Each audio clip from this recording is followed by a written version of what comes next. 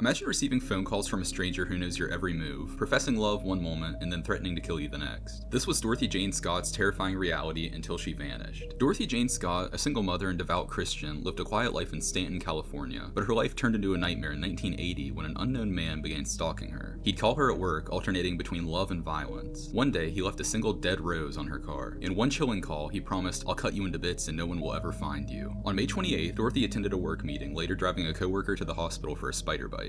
She was last seen heading to get her car while her friends waited outside. Moments later, her car sped towards them, headlights glaring, before veering off into the night. Dorothy wasn't the one behind the wheel. Hours later, her car was found burning in an alley, but Dorothy was gone. The calls didn't stop. For years, her mother received weekly calls from the same voice, taunting her, "I've got her," or "I've killed her." Police couldn't trace the calls because the man never stayed on the line long enough. In 1984, construction workers discovered Dorothy's remains in a remote canyon. The bones were charred, likely from a 1982 fire, and her turquoise ring and watch were found stopped at 12:30 a.m. and confirmed her identity. But the calls didn't end. Who was the man who was stalking Dorothy, and why did he kill her? Over 40 years later, her case remains unsolved. What do you think happened to Dorothy Jane Scott? Let me know in the comments below.